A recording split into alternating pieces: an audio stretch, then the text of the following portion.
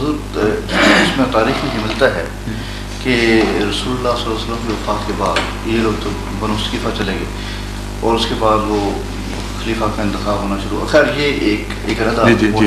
میں اس طرف آنا چاہتا ہوں کہ عموماً امپریشن یہ ہوتا ہے کہ رسالت کے بعد خلافت جاری رہے گی. جی رائٹ. اور جیسا کہ عام لوگوں کو بتایا گیا ہے ون آف دیم کہ اس کے بعد امام مہدی آئیں گے جو کہ امام ہوں گے, امامت ہوگی, لیکن اس کے ساتھ خلافت منطبق نہیں ہوتی. اکثر یہ سمجھا جاتا ہے مگر یہ ان کی زندگی میں جو ہمیں درست ہے کہ ان کی زندگی میں وہ اپنا سارا کام ختم کر جائیں گے, مکمل کر کے اسلام کو مکمل کر کے وہ دنیا سے تشریف. اچھا, یہ اس کو آپ ویسے دیکھیں سرسری نظر سے کہ آپ کی فطرت کے مطابق ہے یہ خیال, یا مذہب کی ہسٹری جو آپ نے پڑھی ہے اس میں فٹ ان ہوتا ہے یہ واقعہ کہ کوئی شخص آ کے اپنی زندگی میں اتنا عظیم الشان کام سارا مکمل کر کے رخصت ہو جائے اور پھر کوئی نظام سنبھالنے والا بھی نہ رہے اس کے بعد. دنیا کی آبادی پتہ ہے آپ کو کتنی ہے؟ لیکن اس میں تو ڈے آف ججمنٹ کا تصور ہے. نہیں, میں اسی کی طرف آتا ہوں. آپ پہلے یہ سوچیں کہ اس وقت کتنی آبادی ہے دنیا کی اور مسلمانوں کی اس میں کیا نسبت ہے, اور مسلمانوں کی جو اپنی کوالٹی ہے اس وقت وہ تیار ہیں اس بات کے لیے کہ خدا تعالیٰ کی طرف سے کوئی امام آئے تو سارے فوراً تسلیم کر لیں اس کو. جبکہ شیعہ سنی اختلاف ہی اتنے مختلف ہیں کہ شیعہ کانسیپٹ امام کا بہت دور ہے اس کانسیپٹ سے جو سنی کانسیپٹ ہے, اور اگر امام مہدی ظاہر ہو جائیں تو شیعوں کے وہ غائب تو نہیں نہ ہوں گے. بہرحال اگر سنیوں میں امام آئیں تو امام غائب شیعہ تو بہرحال نہیں ہے وہ, تو will they immediately accept him? All the Muslim world would accept him, or suddenly a transformation would take place in their character, the quality of their thinking, their honesty and everything would suddenly be reformed to the best excellent qualities. Can it happen? Has it happened ever before? آپ یہ دیکھیں کہ آن حضرت صلی اللہ علیہ وآلہ وسلم سے زیادہ قوت قدسیہ کا کوئی تصور نہیں پایا جاتا, ناممکن ہے. اور رسول اکرم صلی اللہ علیہ وآلہ وسلم کی قوت قدسیہ سے زیادہ اگر امام مہدی کو حاصل ہوئی تو یہ میرے نزدیک تو ایک شیطانی تصور ہے, اس کی کوئی بھی حقیقت نہیں. قوت قدسیہ کا قرآن کریم میں جو ذکر رسول اللہ صلی اللہ علیہ وسلم کی ذات کے ساتھ آتا ہے ایسا کسی اور نبی کے متعلق نہیں آیا. اور آپ کی قوت قدسیہ نے کیا کام دکھایا تھا اس کو آپ پیش نظر رکھ لیں, اور ہر وہ تصور جو اس کام سے زیادہ کا تصور پیش کرتا ہے اس کو باطل سمجھنا چاہیے, جھوٹی بات ہے. مدینے میں 23 یعنی مکے اور مدینے کی دونوں کی نبوت کی زندگی 23 سالہ ہے, اور 23 سال کے آخر پر جو قرآن کریم میں جو آیات نازل ہو رہی ہیں اس میں منافقین کا ذکر ہے, اس میں بد کرداروں کا ذکر ہے, اس میں ذکر ہے کہ مرجفون جھوٹی خبریں اڑانے والے بھی ہیں اور یہ سب کچھ ہیں. تو ایک عرب کی چند سال میں اصلاح نہیں تھی, ہو سکتی تھی. اور آپ نے جس بات کا ذکر کیا خون خرابے کا, وہ خود بتا رہا ہے کہ بنو ثقیفہ ہوں یا کچھ اور لوگ ہوں, اسلام محض ان کے سکن ڈیپ ان کے اندر گیا ہے, اور جب رسول اللہ صلی اللہ علیہ وسلم کا وصال ہوا بغاوت شروع ہو گئی. تو how could you conceive of any imam, whatever name he has, to transform the entire world of billions in a matter of 40 years? اور ایسی ٹرانسفریشن کمپلیٹ کر جائے کہ اس کے بعد کسی ضرورت ہی نہ رہے کسی کی. It's absurd, it's unbelievable. Number one. Number two, رسول اللہ صلی اللہ علیہ وسلم خود اس کے خلاف بات فرما رہے ہیں. آپ فرماتے ہیں کہ جب یہ زمانہ آخر آئے گا اور لوگ امت میں حالت خراب ہو جائے گی, پھر مسیح نزول فرمائیں گے, ثم تکون خلافت علی منہاج النبوہ, پھر منہاج نبوت پر خلافت جاری ہوگی. تو رسول اکرم صلی اللہ علیہ وسلم کی تو یہ خبر ہے, اور مولوی سمجھتے ہیں کہ قیامت آ جائے. اگر قیامت آ جائے گی تو منہاج النبوہ پہ خلافت کس طرح جاری ہوگی؟ قیامت ان لوگوں پر آئے گی جو دنیا میں جب سے دنیا پیدا ہوئی سب سے زیادہ شریر لوگ ہیں. یہ ایک ایسی بات ہے جو اس کے ساتھ کنیکٹ کر کے آپ کو نہیں بتاتے, اس لیے آپ نے کبھی نوٹس نہیں کیا اس تضاد کا. آپ ان سے انڈیپینڈنٹلی پوچھ کے دیکھیں کہ کیا حضرت صلی اللہ علیہ وسلم نے یہ خبر دی تھی کہ نہیں کہ قیامت اشرار الناس پر آئے گی، یعنی لوگوں میں سے شریر ترین جو ہو جائیں گے بنی نوع انسان، اس وقت قیامت آئے گی۔ تو امام مہدی کی 40 سالہ زندگی کا یہ خلاصہ ہوگا کہ اشرار الناس پیدا کر کے چھوڑ جائے گا وہ۔ ایسے امام کا کیا فائدہ؟ قیامت نیک لوگوں پر آنی ہی نہیں، یہ سارے مولویوں کو مسلم ہے۔ آپ بے شک ٹٹول کے دیکھ لیں، ایک سے پوچھیں 10 سے پوچھیں، اگر اس سے ساتھ کنیکٹ کر کے آپ نہیں پوچھیں گے تو بغیر اس کسی تکلف کے وہ آپ کو جواب دے گا ہاں یہ بات درست ہے۔ تو sum total of the achievements of امام مہدی is this unbelievable، کوئی کامن سینس والا آدمی اس بات کو انٹرٹین کر ہی نہیں سکتا۔ اب وہ پھر اس کا واضح ٹکراؤ دوسری احادیث سے اس عقیدے کا۔ ایک موقع پر حضرت صلی اللہ علیہ وسلم نے فرمایا کہ جب مسیح نازل ہوگا تو اس وقت خدا تعالی 2 دنیا کی بہت بڑی قومیں ہوں گی جن کے پاس طاقت ہوگی، وہ ارادہ کرے گا ان سے مقابلے کا۔ اللہ تعالیٰ فرمائے گا کہ میں نے ایسی قومیں دنیا میں اس وقت جاری کی ہیں یا خروج کیا ہے ان کا کہ وہ کوئی مادی طاقت سے ان پر غلبہ نہیں پا سکتا، اس لیے مادی جہاد کا خیال چھوڑ دو، اور یہ حدیث کے الفاظ ہیں، اللہ وہی فرمائے گا اس پر، اور پہاڑ کی طرف ہٹ جاؤ اور دعا کرو، اور دعا کے ذریعے خدا تعالیٰ ان قوموں کو تباہ کرے گا۔ اس کے بعد رسول اللہ صلی اللہ علیہ وسلم فرماتے ہیں پھر وہ غلبہ پا جائے گا مسیح، پھر ایک لمبا دور آئے گا جس میں ٹھنڈی ہوائیں اور امن کی ہوائیں چلیں گی اس کے غلبے کے بعد، پھر رفتہ رفتہ ہواؤں کا رخ بدلے گا، پھر گندگی شروع ہو جائے گی، یہاں تک کہ وہ گندگی سارے عالم پر غالب آ جائے گی دوبارہ، پھر جو لوگ اشرار الناس ہو چکے ہوں گے جب ان میں نیکی اٹھ جائے گی تب قیامت آئے گی۔ ان 2 حدیثوں کے درمیان آپ کس طرح تضاد دور کر سکتے ہیں؟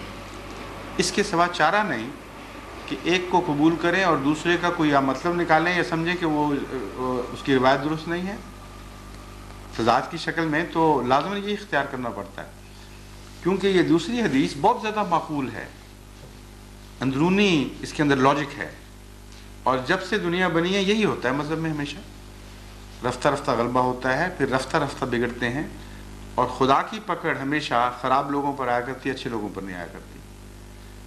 تو ان سارے فیکٹرز کے روح سے وہ جو خیال ہے کہ مہدی آیا اور قیامت آ گئی، یہ عقیدہ بالکل بے معنی ہے۔ لیکن پھر کیا وجہ ہے کہ تمام جتنا بھی لٹریچر آپ اٹھائیں کسی بھی سیکٹر، پاکستان میں بے شمار سیکٹرز ہیں، ان کے سب میں ایک ہی آئیڈیا ریپیٹ کیا جا رہا ہے کہ امام جب آئیں گے تو ان کی عمر جو ہے وہ دراز ہوگی۔ ایک تو خیر یہ بھی ہے کہ 40 سال، اچھا 40 سال آگے نہیں جاتے، اچھا اور پھر قیامت فوراً آ جائے گی۔ لیکن کسی ہاں میں آپ کو بتاؤں گا اس کی وجہ، میں ابھی سمجھا دیتا ہوں، بڑی آسان ہے۔ ایک تو یہ کہ سارا یہ لٹریچر جو ہے یہ مثبت نہیں ہے بلکہ منفی ہے، ان کی نظر احمدیت پر ہے، اور یہ بار بار ریپیٹڈلی یہ باتیں کر کے مسلمانوں کو احمدیوں سے بدظن کرنا چاہتے ہیں کہ یہ مہدی جھوٹا ہے، کیونکہ مہدی کے اندر یہ خصوصیت ہونی چاہیے جو اس میں نہیں پائی جاتی۔ اس کو گزرے ہوئے بھی اب 90 سال سے زیادہ ہو گئے اور ابھی تک قیامت نہیں آئی، اس لیے یہ بالکل جھوٹی بات ہے کہ یہ سچا مہدی۔ سچا مہدی ہوتا تو 40 سال میں کام بھی مکمل کر لیتا، ساری دنیا کو مسلمان بنا لیتا، اور اس کے بعد مقصد پورا ہو جاتا اور دنیا ختم ہو جاتی۔ یہ اگر عقیدہ بار بار ہیمر کیا جائے لوگوں کے دماغ میں تو احمدیت پر غور کرنے کے لیے بھی تیار نہیں ہوں گے۔ اس لیے ایک لاجک ہے اس میں، انہوں نے بڑا اپنی طرف سے معقول ایک طریقہ اختیار کیا ہمارے مقابلے کا۔ دوسری بات جو دیکھنے والی یہ ہے کہ امام مہدی کا اگر یہی تصور ہے کہ وہ چند سال آ کر وہ لوگوں کو تبدیل کر کے اس کے بعد ختم ہو جائے گا، تو امام مہدی کے جو دوسرے 7 کنکومیٹنٹ تصورات ہیں ان کو بھی تو ان کو پیش کرنا چاہیے۔ مثلا امام مہدی کا متعلق یہ ہے کہ وقت کے علماء اس کی مخالفت کریں گے، اور اس وقت ظاہر ہوگا جب کہ علماء کے متعلق رسول اللہ صلی اللہ علیہ وسلم کا فیصلہ ہے کہ شر من تحت عظیم السماء، آسمان کے نیچے اس زمانے کے مسلمانوں کے علماء بدترین مخلوق ہوں گے۔ یہ میرے الفاظ نہیں، رسول اللہ صلی اللہ علیہ وسلم کے الفاظ ہیں۔ ان کو کیوں چھپاتے ہیں یہ علماء؟ ان کو چاہیے اگر تقویٰ ہے تو آن حضرت صلی اللہ علیہ وسلم کی ساری باتیں پھر بیان کریں، جو ان کو سوٹ کرتی ہیں وہ بیان کر دیں، جو نہیں کرتی اس پر ہاتھ رکھ دیں، یہ جائز نہیں ہے۔ تو مہدی کا پورا تصور پیش کریں گے آپ کے سامنے، تو ہر معقول آدمی پھر اپنے نتیجے خود نکالے گا اس سے۔ اول تو یہ کہ جس امام مہدی سے یہ سلوک ہونا ہو کہ وقت کے سارے علماء اس کے مخالف ہو جائیں گے، اس کی سچائی کا اب جب ان علماء سے پوچھیں گے تو وہ اس کے حق میں گواہی دیں گے۔ عجیب بات ہے۔ حضرت صلی اللہ علیہ وسلم تو فرما رہے ہیں کہ اس وقت ظاہر ہوگا امام جبکہ لوگ گندے نہیں بلکہ ان کے لیڈر بھی گندے ہو چکے ہوں گے، اور یہ معقول بات ہے بالکل۔ خدا امامت کو اس وقت اپنے ہاتھ میں لیتا ہے جب دنیا کی لیڈرشپ ناکام ہو چکی ہوتی ہے۔ It's quite logical, understandable. اور اس وقت یہی علماء جن سے اب آپ پوچھ رہے ہیں، اگر حضرت مرزا صاحب سچے نہیں ہیں تو کل کے آنے والے امام مہدی کے وقت کے علماء اسی طرح ہوں گے نا۔ ان سے جب اب ایک سادہ آدمی پوچھے گا جا کے کہ آپ عالم آپ بتائیں، وہ اس کی تائید کرے گا امام مہدی کی، یہ جھٹلائے گا؟ یہی کر رہے ہیں آپ۔ Exactly this is logical, they should do it. اس کے سوا ان کے بس چارہ ہی کوئی نہیں۔ اور جہاں تک ایکسپلینیشن کا تعلق ہے، یہ کیوں ان کو بنیاد کہاں سے ملی ہے؟ حضرت صلی اللہ علیہ وسلم نے فرمایا کہ جب مسیح نازل ہوگا تو وہ اور قیامت اس طرح ملے ہوئے ہوں گے، یوں دو انگلیاں جوڑ کر دکھائیں۔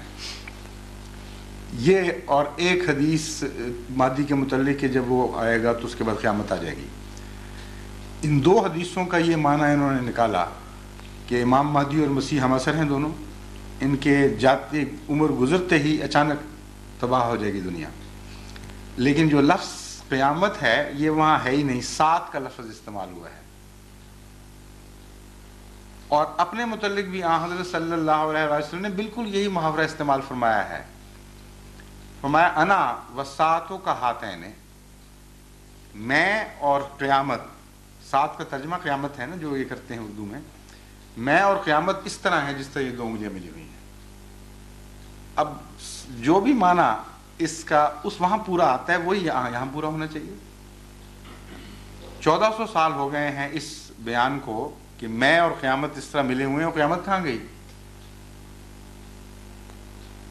پھر قیامت کا کیا میں وہی بتانے لگا ہوں۔ قیامت کا تصور ہے روحانی انقلاب۔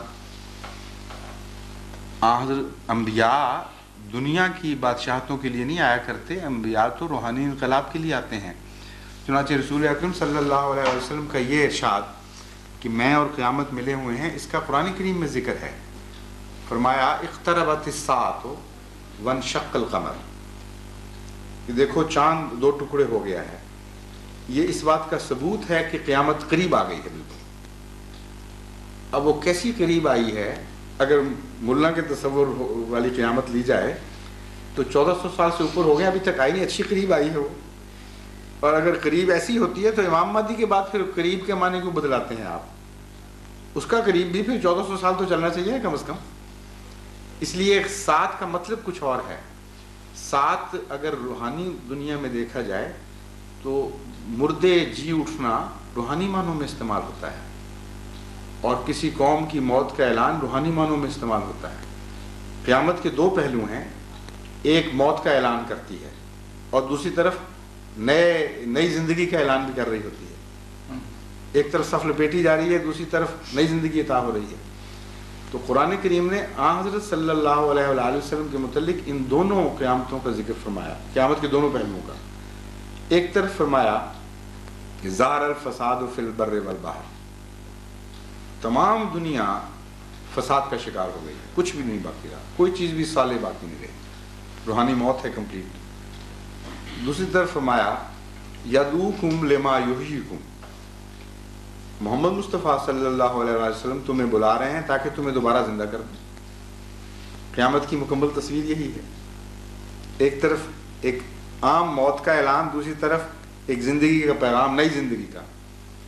تو حضور اکرم صلی اللہ علیہ وآلہ وسلم کا اپنے متعلق فرمانا کہ میرے ساتھ قیامت ملی ہوئی ہے، قرآن کا یہ اعلان کرنا تقویت دیتا ہے اس حدیث کو کہ یہ کوئی غلط حدیث نہیں ہے، واقعی قیامت آنے والی تھی۔ اور ظاہری قیامت کا نہ آنا اس سے بڑا اور کوئی ثبوت نہیں کہ یہ موضوع غلط سمجھ رہے ہیں قیامت کا معنی۔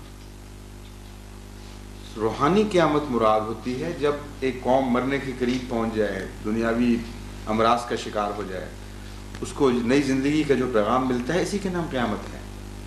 اسی کو سورہ اسرافیل کہتے ہیں۔ وہ ایک نئی زندگی کا امکان پیدا ہو جاتا ہے، پھر اٹھنے شروع ہو جاتے ہیں مردے، آہستہ آہستہ ان کو زندگی کے نئے پیغام ملتے ہیں، پھر وہ دنیا میں نشر شروع ہو جاتا ہے۔ حشر اور پھر نشر، یہ دو لفظ اکٹھے ملتے ہیں آپ کو دینی محاورے میں۔ حشر ہوتا ہے اکٹھا کرنا، اور نشور ہے پھیل جانا۔ تو ایک آواز کے گرد دنیا اکٹھی ہوتی ہے پہلے، پھر اس کے بعد اس کا پھیلاؤ نشر شروع ہو جاتا ہے، باقی دنیا کو پیغام دیتے ہیں۔ نبوت کی تصویر ہے یہ روح قیامت، دراصل نبوت کی تصویر ہے۔ خدا کے نام پر بلانا اور پھر ان کی تربیت کر کے ان کو دنیا میں پھیلا دینا کہ جاؤ اب دنیا کو پیغام دو، یہ تو ہم سمجھتے ہیں۔ اور جیسا کہ میں نے بتایا، دلیلیں میرے نزدیک اتنی وزنی ہیں قرآن اور حدیث سے اور عقل کے مطابق کہ ان تینوں میں انطباق ہے پورا۔ وہ تصور جو آپ کو بتایا گیا ہے وہ آپس میں تضاد رکھتا ہے، معقولیت کے خلاف ہے۔ ایسا انقلاب آپ مجھے بتائیے کہ اگر نیکیاں اتنی جلدی داخل ہو جائیں لوگوں کے دلوں میں تو پہلے کیوں نہیں ہوا کبھی؟ خدا کو کیا ضرورت پڑی تھی کہ رسول اللہ صلی اللہ علیہ وسلم کو بدر میں سے گزارتا، احد میں سے گزارتا، طائف میں آپ تکلیفیں اٹھاتے، آپ کے ماننے والوں کو گلیوں میں گھسیٹا جاتا؟ اگر امام مہدی والا نسخہ چلنا تھا، چل سکتا تھا کبھی، تو آپ کی قوت قدسیہ امام مہدی سے ہزاروں گنا بڑھنی چاہیے تھی۔ آپ کو چاہیے تھا کہ اسی پھونک سے جس سے امام مہدی نے عربوں کو چند سالوں کے اندر مسلم صالح بنا دینا ہے، آپ کو چاہیے تھا عرب کو بنا دیتے۔ اس لیے اتنا واضح تضاد ہو رسول اللہ صلی اللہ علیہ وسلم کی شخصیت میں اور امام مہدی کے تصور میں، یہ تو قابل قبول نہیں ہے۔ ایک ہی نسخہ ہے صرف اصلاح کا، اگر یہ آپ نہیں سمجھیں گے تو ایک افہیم میں پڑے رہیں گے، کبھی بھی اصلاح نہیں ہوگی مسلمانوں کی۔ وہ ہے سچائی کی خاطر قربانی دینا۔ جب تک قومیں اس نسخے کو استعمال نہیں کرتی، کبھی زندہ نہیں ہو سکتی۔ سیاست میں بھی ہم نے یہ استعمال نہیں کیا۔ وہاں کانگریس نے قربانیاں دی تھی لمبا عرصہ، ان کو حکومت کرنا آ گئی۔ ہمیں بنا بنایا چاندی کی پلیٹ پہ پاکستان مل گیا، ہم نے اس کو کھانا شروع، چاندی بیچ کے کھانا شروع کر دی۔ یعنی اتنی معمولی بات ہے جو ایک 2 اور 2 4 کی طرح واضح۔ اس نسخے کو قرآن کریم نے آدم سے لے کر رسول اللہ صلی اللہ علیہ وسلم تک استعمال کیا ہوا ہے کہ قربانی کے رستے پہ ڈالتا ہے، ماریں کھلوا کر، گھر جلوا کر اور خون اپنا گلیوں میں بہا کر، پھر نیکی ملتی ہے، قیمت نہیں پڑتی اس کی، ورنہ قومیں بدل سکتی ہیں، ایک شہر نہیں بدل سکتا۔ پاکستان کا کسی ایک فیصلہ آباد کو آپ لے لیجئے، سارے پاکستان کے علماء کو کہہ دیں کہ مل کے اس کے اندر نیکی داخل کرو، ان کو پوچھے گا ہی کوئی نہیں۔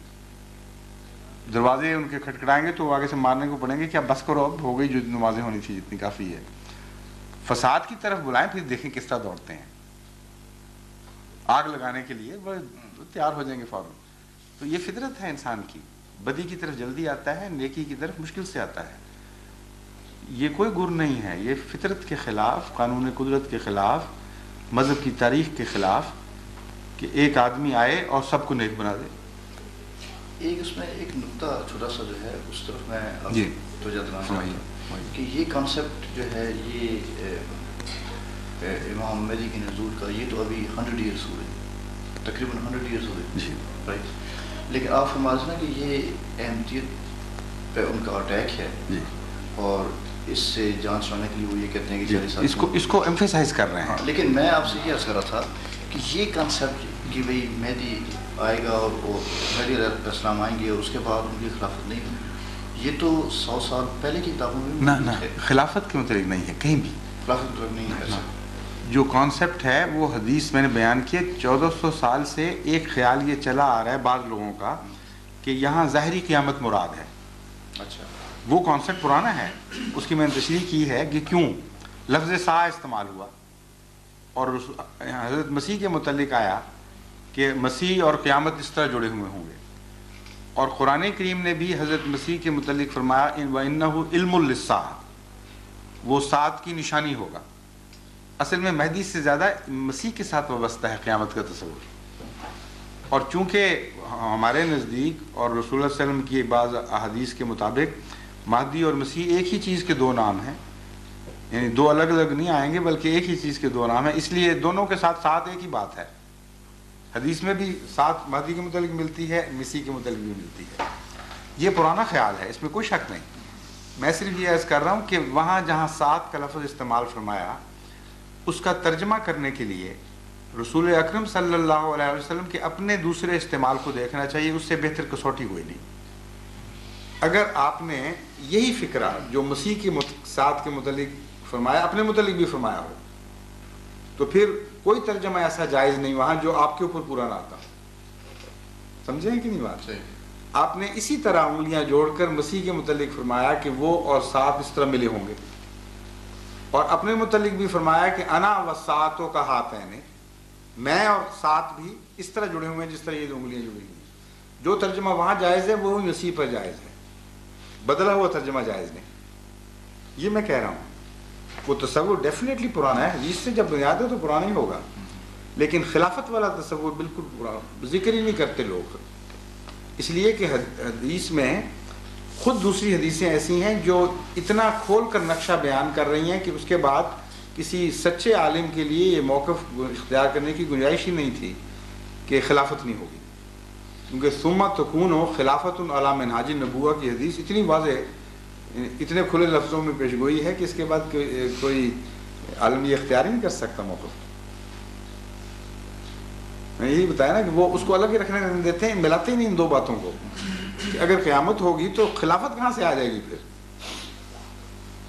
اور وہ حدیث ہے کہ ثم تکون خلافت علی منہاج النبوہ، پھر اس کی تفصیل موجود ہے جیسے کہ میں نے بیان کیا ہے، لمبا عرصہ لگے گا، یہ سو لاجیکل، سو نیچرل کہ اصلاحیں ہوتی ہیں، وقت لیتی ہیں، اور جب پھر غلبہ ہو جائے پھر وہ مٹتے مٹتے بھی وقت لیتا ہے۔ اور دنیا کے آثار بھی بتا رہے ہیں، آپ اس ماڈرن دنیا میں رہ رہے ہیں، قیامت اس طرح کہاں سے آئے گی؟ ابھی وقت لگنے ہیں۔ پہلے تو قرآن کریم کی بعض پیشگوئیاں بھی پوری ہونے والی ہیں ایٹامک بم کے متعلق، وہ پھر غلبہ اسلام کے لیے بڑے لمبا وقت ابھی درکار ہے، 100 سال تو کم سے کم چاہیے مزید اسلام کو ان قوموں پر غالب کرنے کے لیے، اور then it will take a very long time. پھر بتائیے مسیح کے ساتھ تو سلو پروگریس کا کانسیپٹ ہے، ویسے ہی حضرت موسیٰ کے بعد حضرت مسیح جو آئے ہیں، کیا فرق ہے ان دونوں میں؟ موسیٰ علیہ السلام صاحب شریعت تھے اور فوراً نافذ ہوئی ہے شریعت، اور غلبہ ان کو اپنی زندگی میں ملا، اور مسیح علیہ السلام کو کیا غلبہ ملا تھا؟ 12 حواریوں میں سے 2 مرتد ہو گئے، 10 پیچھے چھوڑ کے گئے، لیکن 300 سال لگے ہیں اس غلبے کو، آخر ایسا ملا ہے کہ ساری دنیا پر حاصل غلبہ ہو گیا۔ تو جب رسول اللہ صلی اللہ علیہ وسلم فرماتے ہیں کہ میرے بعد بھی مسیح آئے گا، مراد یہی ہے، اصل مماثلت کی طرف توجہ دلانا چاہتے ہیں کہ سلو پروگریس جو ہے غلبے کی وہ زیادہ دیر ٹھہرا کرتی ہے اور وہ زیادہ کمپلیٹ ہوتی ہے، اور وہ غلبہ جو ہے وہ قربانی سے حاصل ہوتا ہے، لمبی قربانی سے، نسل بعد نسل۔ یہی مسیحیت ہے خلاصتاً۔ اس لیے ہم تو بالکل اسی عقیدے کے قائل ہیں کہ رسول اللہ صلی اللہ علیہ وسلم کی اپنی پیشگوئیوں میں حکمت ہے، آخر مسیح قرار دینا آنے والے کو، مراد یہی ہے کہ مسیحیت والے آثار تم اس میں دیکھو گے، وہ سلولی پھیلیں گے اور مسلسل قربانیاں دینی پڑیں گی ان کو، لیکن جب غلبہ ہوگا وہ پھر عالمی ہوگا، وہ اس سے بھی زیادہ کمپلیٹ ہوگا جو پہلی مسیحیت کو حاصل ہوا ہے، کیونکہ وہ موسیٰ کا مسیح تھا، یہ محمد مصطفیٰ صلی اللہ علیہ وسلم کا مسیح ہوگا۔ بڑا فرق ہونا چاہیے دونوں کے اندر۔